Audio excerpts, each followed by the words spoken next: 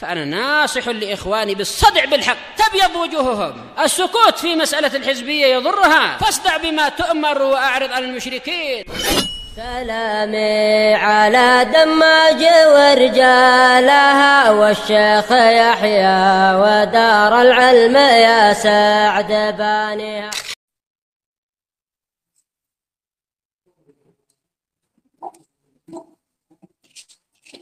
بسم الله الرحمن الرحيم. قال المؤلف رحمه الله تعالى: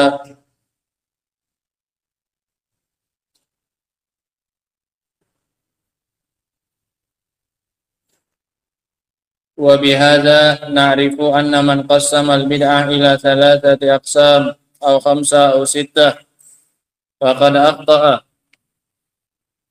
Maka dengan ini kita mengetahui bahwasanya orang yang membagi bid'ah menjadi 3, 5 atau 6, maka dia telah keliru.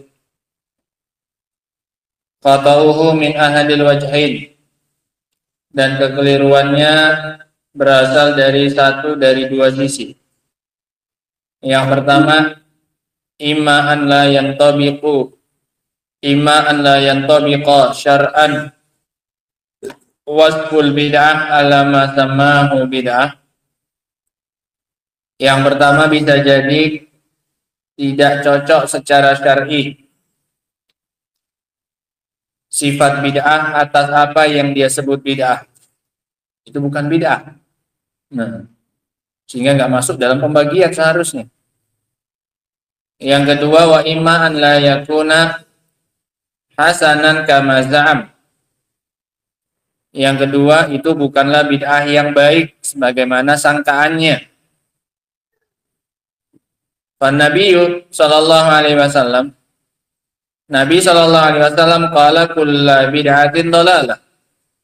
Nabi telah mengatakan semua bid'ah adalah sesat. Wa qala kullu, kata Nabi kullu. Famal ladzi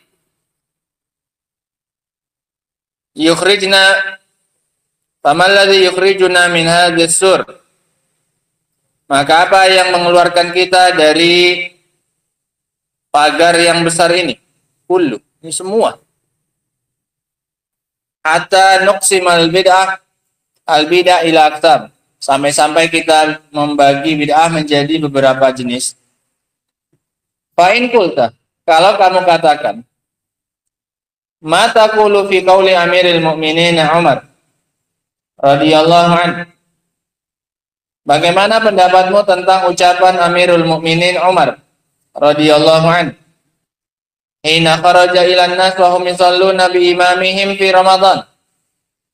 Ketika beliau keluar menemui orang-orang ketika mereka sedang sholat dengan imam mereka di bulan Ramadan, salat tarawih. Faqala, maka dia mengatakan, nikmatil bid'atu hadhihi. Kata Umar, sebaik-baik bid'ah adalah ini. Umar menganggap ada bid'ah yang baik. Fa'asna alaiha, Umar memujinya. Sebaik-baik, kata Umar.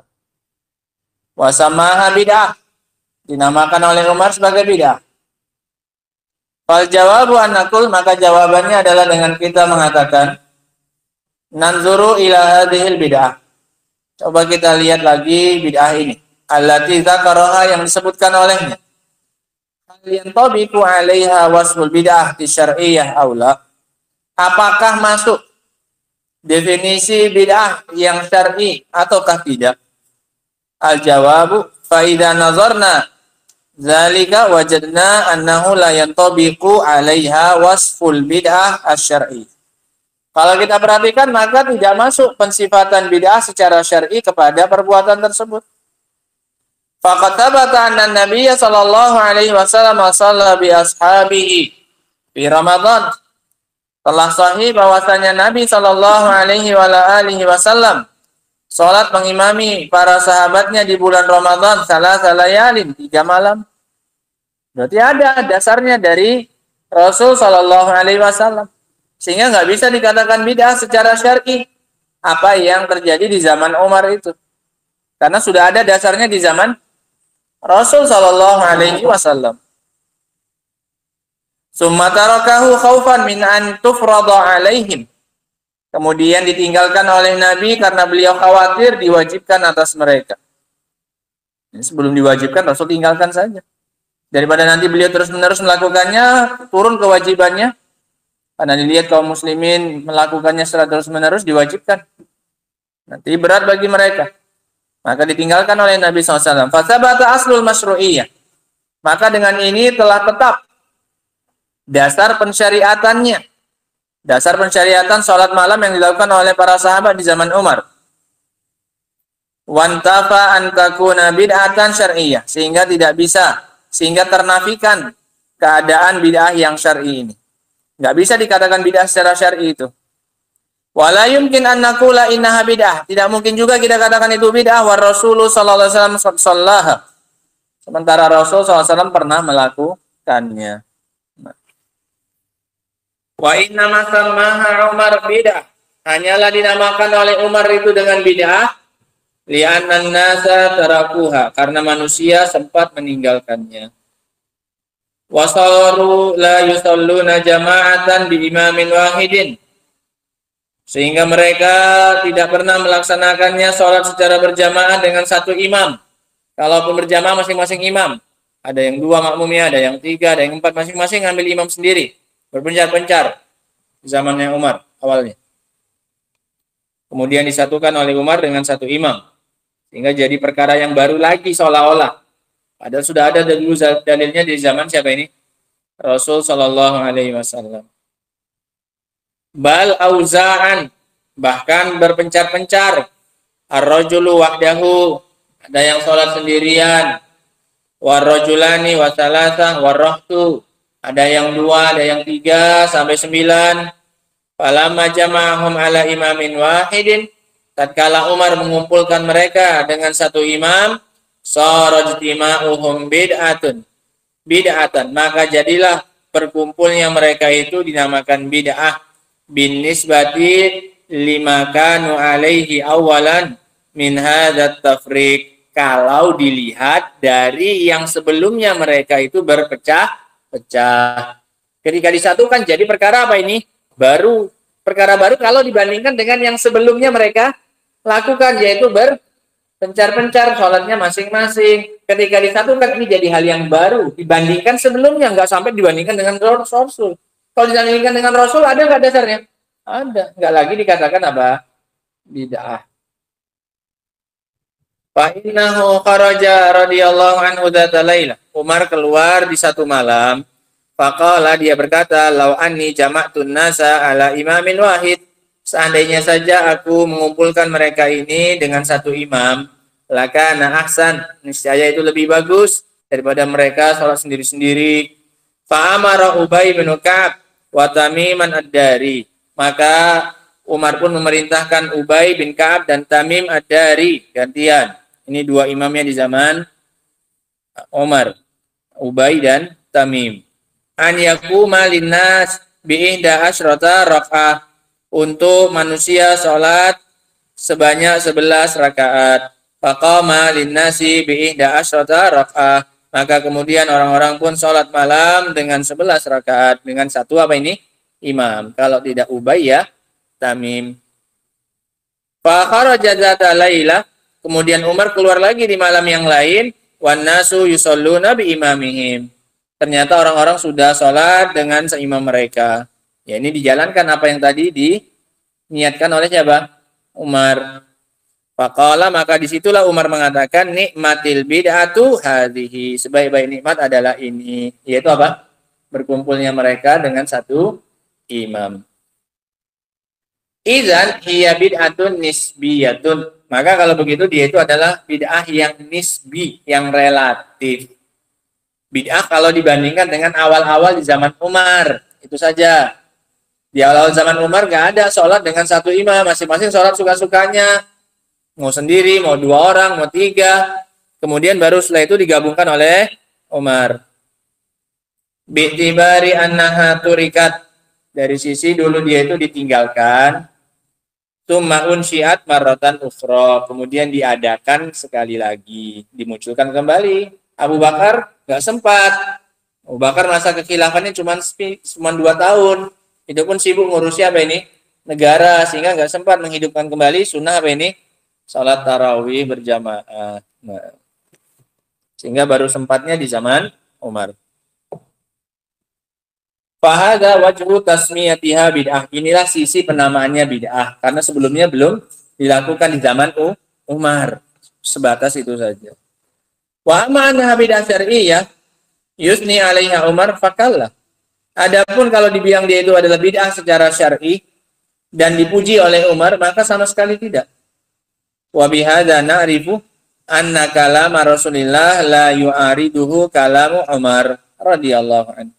Dari sini kita tahu bahwasanya ucapan Rasulullah sallallahu alaihi wasallam tidak bertentangan dengan ucapan Umar. Rasul mengatakan bid'ah sesat, kok malah ini Umar apa ini? Memuji sebaik-baik apa? Bid'ah adalah ini. Nah, sehingga nggak bertentangan. Yang dimaksud oleh Rasul semua bid'ah itu secara syar'i. Adapun istilah Umar itu bukan bid'ah secara syar'i, tapi bid'ah secara bahasa, secara nisbi. Nah, fa'in kulta, kalau kamu katakan, ada lagi syubhatnya mereka. Kaifa tajma' baina hadza wa baina qauli Rasul, man sanna fil islami sunnatan hasanah. Barang siapa yang melakukan di dalam Islam sunnah yang baik, ada sunnah hasanah, falahu ajruha wa ajru man amila biha ila yaumil qiyamah. Maka untuknya pahalanya dan pahala orang yang mengikutinya sampai hari kiamat. Fa atsbatal annal insana yasunnu sunnatan hasanah fil Islam. Di situ Rasul menetapkan bahwasanya seseorang melakukan sunnah yang baik di dalam Islam. Fanaqulu, maka kami katakan, kalamu Rasuli sallallahu alaihi wasallam yusaddiqu ba'duhu ba'dha. Ucapan Rasul itu saling membenarkan sebagian dengan yang lainnya. La yatanaqadha. Kayak qaf di sini nun, fa salah ini. Qaf. Yatanaqadha. La yatanaqadu, dan tidak saling bertentangan.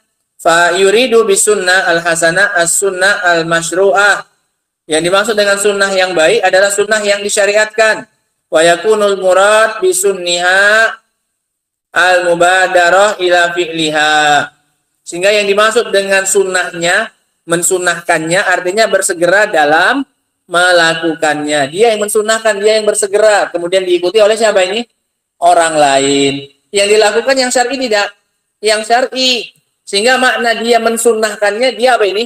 Bukan aslinya dia bid'ah, aslinya perbuatannya, kemudian dia jadikan apa? Sunnah, bukan. Arti sunnahnya apa? Menyunnahkannya, dia bersegera melakukannya. Kemudian diikuti oleh orang lain.